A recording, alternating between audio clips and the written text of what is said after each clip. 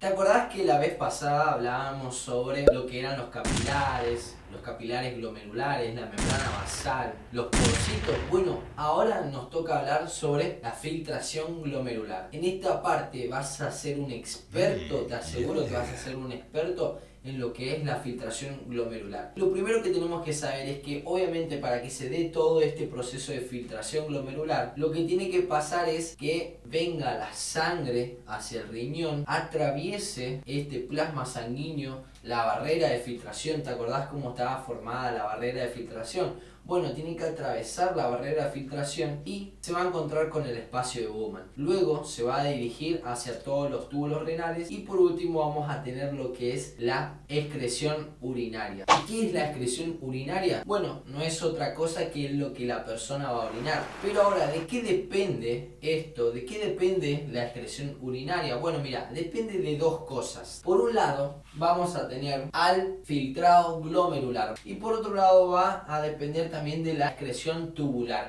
es decir, la cantidad de sustancias que se van a excretar desde los capilares peritubulares. ¿Te acordás cuáles eran los capilares peritubulares? Bueno, desde esos capilares se van a excretar una serie de sustancias y eso va a ser la excreción tubular. ¿Te acordás que acá teníamos la arteriola aferente, todos los capilares glomerulares? Luego teníamos la arteriola eferente que se continuaba con los capilares peritubulares. Bueno, desde acá estos capilares peritubulares se van a excretar también sustancias. Eso es lo que conocemos como excreción tubular. Entonces ya sabemos que hasta ahora la excreción urinaria depende de dos cosas. Por un lado de la filtración glomerular y por otro lado de la excreción tubular. Pero escuchá, no solamente depende de eso, no solamente depende de estas dos cosas, sino que también depende de lo que se reabsorbe, porque no todo lo que se excreta hacia los túbulos, no todo se va a eliminar a través de la orina, sino que hay parte de eso que también se reabsorbe, se vuelve a agarrar porque el cuerpo dice no, eso me sirve, eso no lo voy a tirar.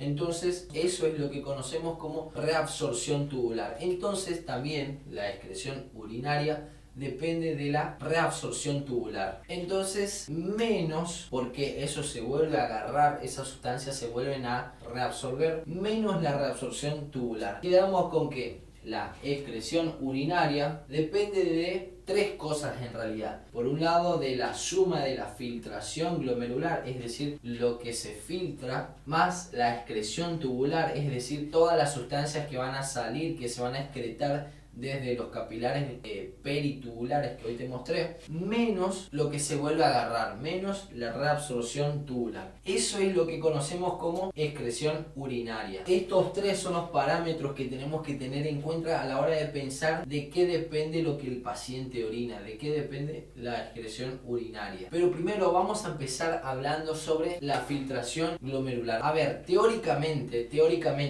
se dice que la filtración glomerular, lo que se filtra del plasma sanguíneo a través de los riñones, depende de dos cosas. Por un lado, entonces depende de la presión neta de filtración y del coeficiente de filtración. Pero a ver, Mati, ¿qué es esto? Bueno, quédate tranquilo, ya te voy a mostrar. ¿De qué hablamos cuando decimos presión neta de filtración? Bueno, para esto vamos a pensarla a esta presión neta de filtración como la presión total de filtración. Vamos a pensarla como la presión total de filtración. Acordate que te dije que el filtrado glomerular depende de dos cosas. Por un lado dependía de la presión neta de filtración y por otro lado dependía del coeficiente de filtración. Pero ahora, te dije también que vamos a pensar, para entender de qué se trata esto, a la presión neta de filtración como la presión total de la filtración, la presión total.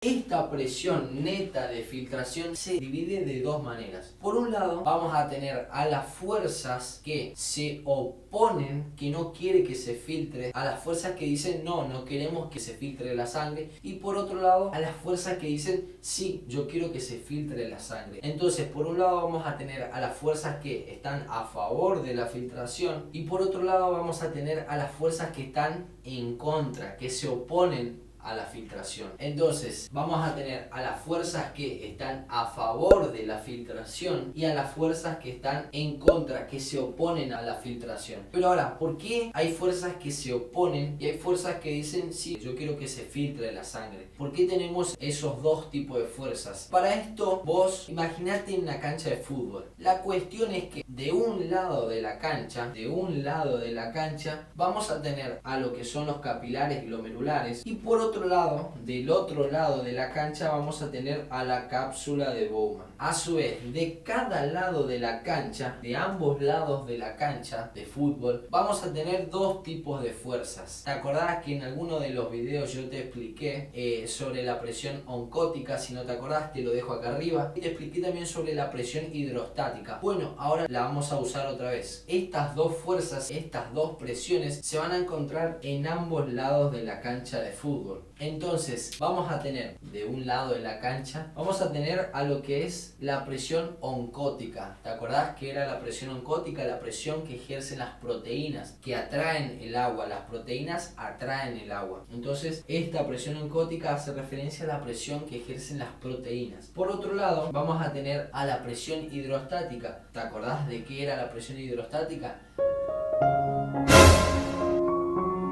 La presión ejercida por la sangre, la presión que ejerce la sangre al chocar las paredes. Bueno, esa es la presión hidrostática. Y por el otro lado también vamos a tener lo mismo. Vamos a tener del lado de la cápsula de Bowman, vamos a tener a la presión oncótica, a la presión hidrostática. Quedó claro que la presión oncótica es la presión ejercida por las proteínas, que en condiciones fisiológicas, en condiciones normales, si todo va bien, va a atraer agua, va a decir yo quiero el agua, favorece que el agua venga hacia ellas. Entonces podríamos concluir, podríamos decir que a mayor presión oncótica, mayor va a ser la atracción del agua, mayor va a ser el agua que van a atraer. En este caso, de este lado, si decimos que hay mucha presión oncótica, quiere decir que el agua se va a ir con las proteínas, va a atraer el agua. Entonces podríamos decir que hace que no se filtre, hace que no pase el agua desde el capilar hacia la cápsula de Bowman. ¿Te acordás?